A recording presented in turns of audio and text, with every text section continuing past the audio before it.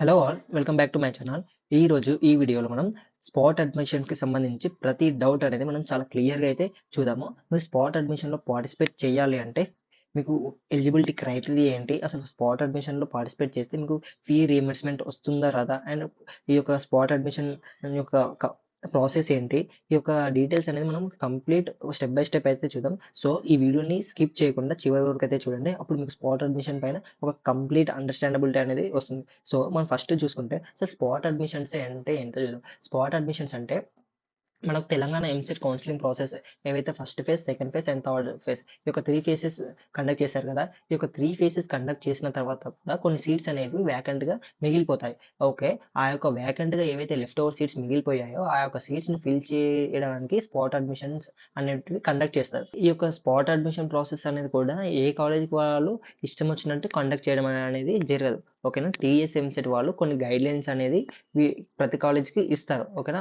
Based on that guidelines వీళ్ళు spot అడ్మిషన్స్‌లో seats అనేటివి fill చేయడం అయితే జరుగుతుంది. ఓకేనా. అయితే మనకు స్పాట్ అడ్మిషన్‌కి సంబంధించి టీఎస్ ఎంసెట్ నుంచి అయితే ఒక నోటిఫికేషన్ అనేది రిలీజ్ అవుతుంది 28థ్ ఆగస్ట్ రోజు. బేస్డ్ ఆన్ దట్ నోటిఫికేషన్ మనకు అసలు ఏ కాలేజ్‌లో ఎన్ని సీట్స్ వేకెంట్‌గా ఉన్నాయి, ఏ బ్రాంచ్‌లో ఎన్ని సీట్స్ వేకెంట్‌గా ఉన్నాయి మనకు తెలుస్తుంది. సో, మీరు అనుకున్న కాలేజ్‌లో, అనుకున్న బ్రాంచ్‌లో సీట్స్ అనేది వేకెంట్‌గా ఉందా? లేదా? మీకు అయితే తెలుస్తుంది. ఆ యొక్క వెబ్‌సైట్‌లో చూస్తే. అప్పుడు మీరు ఆ యొక్క కాలేజ్‌కి వెళ్లి, సార్ నాకు ఈ బ్రాంచ్‌లో సీట్ రావాలి అని మీరు డైరెక్ట్‌గా మీరక్కడ అడ్మిషన్‌కి వెళ్లి జాయిన్ కావచ్చు. మోస్ట్ ఆఫ్ ద పీపుల్‌కున్న మేజర్ డౌట్ ఏందంటే, ఈ యొక్క స్పాట్ అడ్మిషన్‌లో పార్టిసిపేట్ చేస్తే మాకు ఫీ రీయింబర్స్‌మెంట్ వస్తుందా? రాదా? అనేదైతే అడుగుతున్నారు. ఓకేనా. అయితే ఫీ రీయింబర్స్‌మెంట్ అనేది స్పాట్ అడ్మిషన్ వాళ్ళకు ఎలిజిబిలిటీ కారు. అర్థమవుతుందా? అయితే ఇక్కడ చూడండి. Candidates who secure an engineering seat during the spot admission process are not eligible for fee reimbursement. అయితే స్పాట్ అడ్మిషన్ ప్రాసెస్‌లో ఎవరైతే సీట్ అనేది తెచ్చుకుంటారో ఇంజినీరింగ్‌లో వాళ్ళకు ఎటువంటి ఫీ రీయింబర్స్‌మెంట్ అనేది రాదు. అయితే మీరు ఎస్సీ, ఎస్టీ, బీసీ, మైనారిటీ లేకపోతే ఓబీసీ కేటగిరీ ఏ కేటగిరీకి సంబంధించిన వాళ్ళైనా మీకు స్పాట్ అడ్మిషన్‌లో సీట్ అనేది వస్తే మీకు ఫీ రీయింబర్స్‌మెంట్ అనేది ఉండదు. మీరు కాలేజ్ వాళ్ళు ఎంత ఫీ ఫిక్స్ చేస్తే ఆ యొక్క టోటల్ ఫీ అనేది మీరు పే చేయాల్సి ఉంటుంది. ఓకేనా.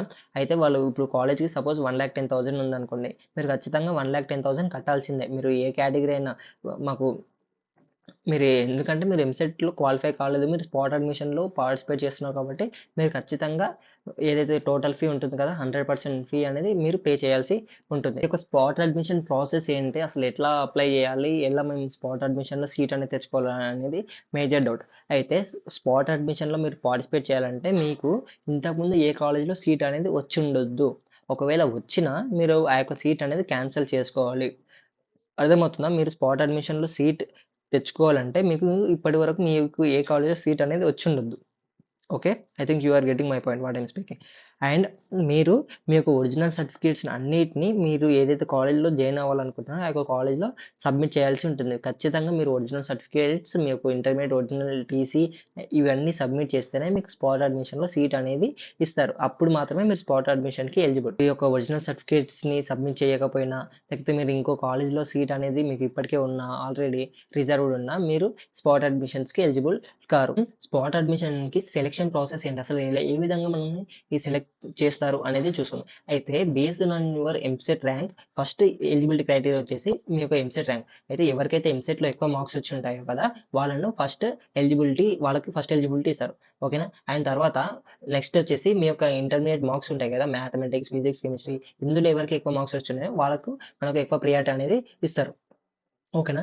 ఇంకా ఈ యొక్క స్పాట్ అడ్మిషన్ ప్రాసెస్‌లో మీరు సీట్ తెచ్చుకోవాలంటే మీరు కొంత అమౌంట్ అనేది కాలేజ్‌కి పే చేయాల్సి ఉంటుంది. ప్రాసెసింగ్ అమౌంట్ అనేది పే చేయాల్సి ఉంటుంది. అయితే ఎవరైతే టీఎస్ఎంసెట్ క్వాలిఫై అయ్యారో వాళ్ళు 1,300 అయితే పే చేయాల్సి ఉంటుంది. అండ్ ఎవరైతే టీఎస్ఎంసెట్ క్వాలిఫై కాలేదో వాళ్ళు 2,100 అయితే పే చేయాల్సి ఉంటుంది. బేస్ ఇది 2023 లాస్ట్ ఇయర్ ప్రకారం డాటా. అయితే మాక్సిమం ఈ ఇయర్ కూడా ఇలాగే ఉంటుంది. సో, ఎవరైతే టీఎస్ఎంసెట్ క్వాలిఫై అవ్వలేదో వాళ్ళు 2,100 పే చేయాల్సి ఉంటుంది. అండ్ ఎవరైతే క్వాలిఫై అయ్యారో వాళ్ళు 1,300 అయితే పే చేయాల్సి ఉంటుంది. అండ్ ఇంకా ఎప్పుడైతే మనకు టీఎస్ ఎంసెట్ నుంచి స్పాట్ అడ్మిషన్‌కి నోటిఫికేషన్ అయితే రిలీజ్ అవుతుందో, అప్పుడు మీరు డైరెక్ట్‌గా మీరు ఏ కాలేజ్‌లో జాయిన్ అవుతున్నారో, ఆ యొక్క కాలేజ్‌కి వెళ్లి స్పాట్ అడ్మిషన్‌లో జాయిన్ కావాల్సిందే. ఓకేనా? ఇక్కడ మళ్ళీ మీకు ఇంతకుముందులాగా కౌన్సెలింగ్ ప్రాసెస్ లాగా ఆన్‌లైన్ ప్రాసెస్ అనేది ఏముండదు. ఇక్కడ మీరు వెబ్ ఆప్షన్స్ ఇవ్వడం, ఆ యొక్క క్రైటీరియా బేస్డ్ థింగ్స్ అనేటివి ఏముండదు. ఇక్కడ online process online web option filling process కూడా ఏముండదు. మీరు డైరెక్ట్‌గా కాలేజ్‌కి వెళ్లి, కాలేజ్ వాళ్ళతోటి మాట్లాడి, మీరు పే చేసి, మీరు సీట్‌ని రిజర్వ్ చేసుకోవడమే. ఓకేనా? ఈ యొక్క ఎలిజిబిలిటీ ప్రాసెస్ అనేది కూడా ఫస్ట్ కమ్ ఫస్ట్ సర్వ్‌లో ఉంటుంది. అంటే ఎవరైతే ఫస్ట్ వెళ్తారో వాళ్ళకి రావడానికి ఎక్కువ ఛాన్స్ అనేది ఉంటుంది. ఓకేనా? I think you are getting my point. So, మీరు వీలైనంత తొందరగా ఎప్పుడైతే ఈ యొక్క నోటిఫికేషన్ రిలీజ్ అవుతుందో, నోటిఫికేషన్ రిలీజ్ అయిన వెంబడే మీరు ఆ యొక్క కాలేజ్‌కి వెళ్లి స్పాట్ అడ్మిషన్‌లో జాయిన్ కావడానికి ట్రై చేయండి. ఓకేనా? This is all about spot admissions. And if you still have any doubts please post it in the comment box. ఎందుకంటే అక్కడ చాలా మంది అయితే ఉంటారు. సో, మీకు ఎటువంటి డౌట్ ఉన్నా కామెంట్ బాక్స్‌లో క్లారిఫై అనేది అవుతుంది. సో, మీకు ఎటువంటి డౌట్ ఉన్నా please post it in the comment box. So that's it for this video and thank you. Subscribe to my channel.